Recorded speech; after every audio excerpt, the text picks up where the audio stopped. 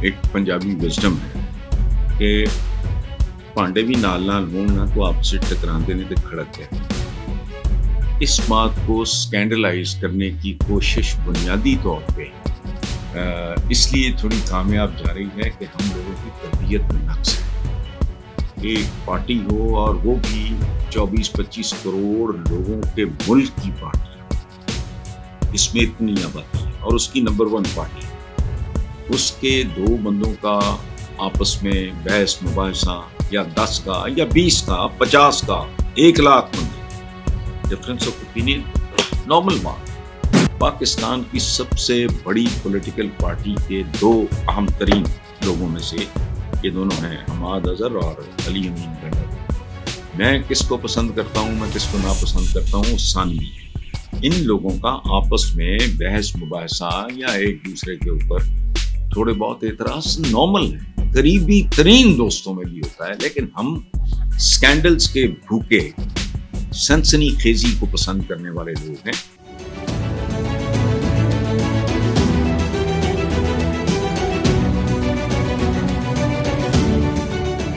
السلام علیکم ویورز، اللہ پاک آپ سب کو اپنی امان میں رکھے۔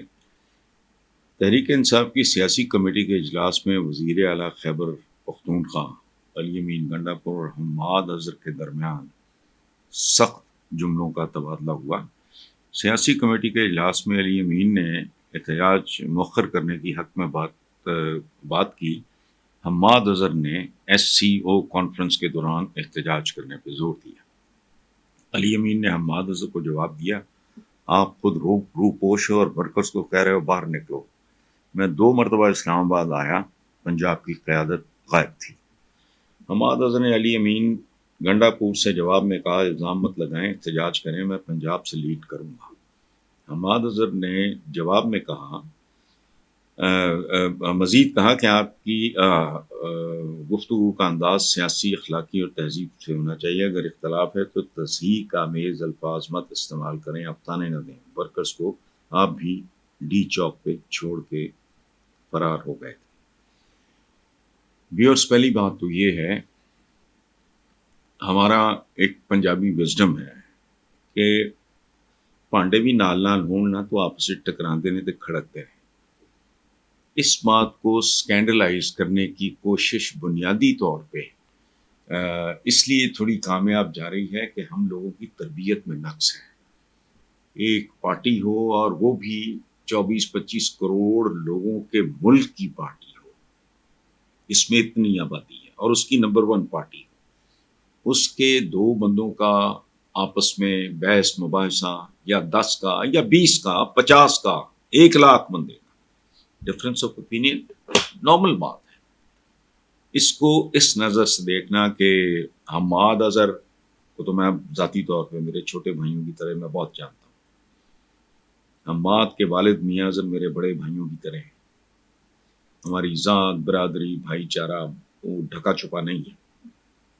حماد سے بہتر ٹریننگ بہت کم بچوں کو نصیب ہوتی ہے، ذہن میں رکھیں آپ۔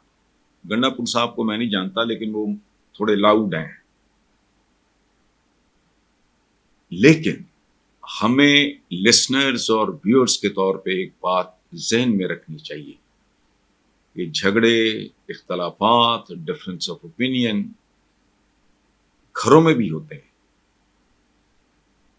حتیٰ کہ بچوں کے رشتوں کے معاملے میں بھی ڈفرینس آف اوپینین پایا جاتا ہے۔ ایک بھائی کچھ کہہ رہا ہے، دوسرا کچھ کہہ رہا ہے، ماں کی اپنی سوچ ہے، باپ کی اپنی سوچ۔ تو ان باتوں کو لے کے اچھالنا، ان کو بڑھا چڑھا کے ان میں سنسنی پیدا کرنا یہ مناسب نہیں ہے۔ پاکستان کی سب سے بڑی پولیٹیکل پارٹی کے دو اہم ترین لوگوں میں سے یہ دونوں ہیں، حماد اظہر اور علی امین گنڈاپور۔ میں کس کو پسند کرتا ہوں، میں کس کو ناپسند کرتا ہوں، ثانوی ہے۔ ان لوگوں کا آپس میں بحث مباحثہ یا ایک دوسرے کے اوپر تھوڑے بہت اعتراض نارمل ہے، قریبی ترین دوستوں میں بھی ہوتا ہے، لیکن ہم سکینڈلز کے بھوکے سنسنی خیزی کو پسند کرنے والے لوگ ہیں۔ اس لیے ایک لیول ہیڈڈ جو آدمی ہوگا نا، وہ اس بات کو بس ٹھیک ہے لے گا، نارمل بات ہے۔ کرائسس سے گزر رہی ہے، پاکستان کی سب سے بڑی پولیٹیکل پارٹی ہے، اس کا لیڈر مقبول ترین ہے اور جیل میں ہے.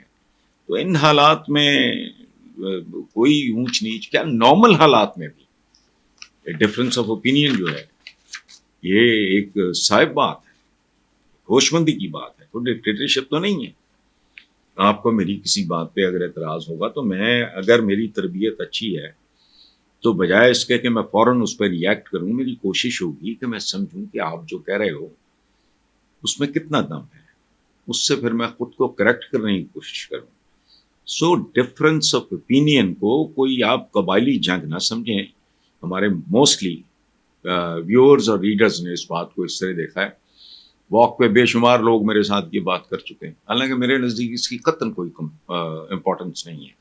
جہاں وہ ہمارے پنجابی کے محاورے میں بڑی وزڈم ہے کہ جتنے پانڈے ہوں گے وہ کھڑکیں گے بھی آپس سے، ٹکران گے، کوئی بات نہیں. اس سے ہم کرتے کیا ہیں بیسیکلی، جب اس طرح کی باتیں ہوتی ہیں نا تو پورے معاشرے کی نفسیات برباد ہوتی ہے.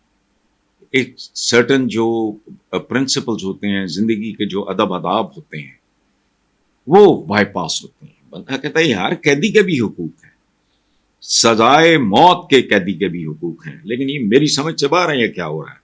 اچھا، جمائمہ نے کہا کہ ہمیں رپورٹس مل رہی ہیں کہ حکام نے ان کے سیل کی لائٹس اور بجلی بند کر دی اور انہیں سیل سے کسی بھی وقت باہر نکلنے کی اجازت نہیں ہے. اب آئی ڈونٹ نو گورنمنٹ کا سٹانس کیا ہے. جمائمہ بھی وہاں بیٹھی ہیں. تو جمائمہ گولڈ سمتھ نے یہ بھی انکشاف کیا، میں حیران رہ گیا ہوں کہ مجھے مسلم لیگ کے لوگوں کی جانب سے عجیب و غریب دھمکیاں دی گئی ہیں. میں نہیں جانتا، میرا نہیں خیال اس طرح کو بات ہوگی، لیکن اگر ہے تو اس سے بڑی لعنت اور پھٹکار ممکن نہیں ہے.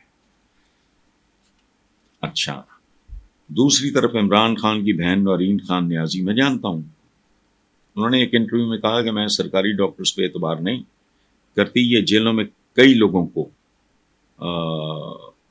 قتل کر چکے ہیں، میرے بھائی عمران خان کی زندگی کو شدید خطرہ ہے. تو بھائی ان کو ایکسیس دے دو، ڈاکٹر از دا ڈاکٹر. وہ ایک ایسا آدمی ہے جس نے اس ملک میں 3 بہت بڑے عالی شان کینسر ہاسپٹلز بنائے ہیں. اس کو اپنے ڈاکٹرز دیکھ لیں گے تو کیا قیامت آ جاتی ہے، آئی ڈونٹ نو.